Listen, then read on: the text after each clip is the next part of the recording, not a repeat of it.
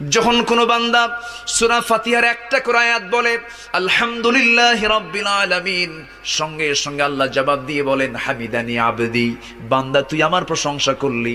আর রহমানির রহিম যখন বলে আল্লাহ বলেন আসনা আলাইয়া আবদি। মালিক ইয়াউমিদ্দিন যখন বলে আল্লাহ বলেন মাজ্জাদানি আবদি।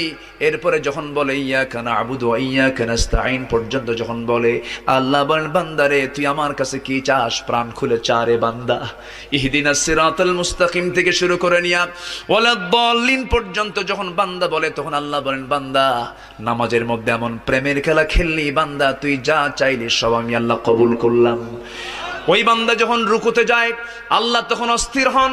ওই বান্দা যখন সিজদায় যাওয়ার জন্য প্রস্তুতি নাই, সমস্ত ফেরেশতাকে ডাক দিয়ে বলেন ও ফেরেশতারা, এই বান্দাগুলো আমাকে দেখলো না, রাসূলকে দেখলো না, কোরআনকে দেখে হাদিসকে বিশ্বাস করে আমাকে খুশি করার জন্য তার যখন কোনো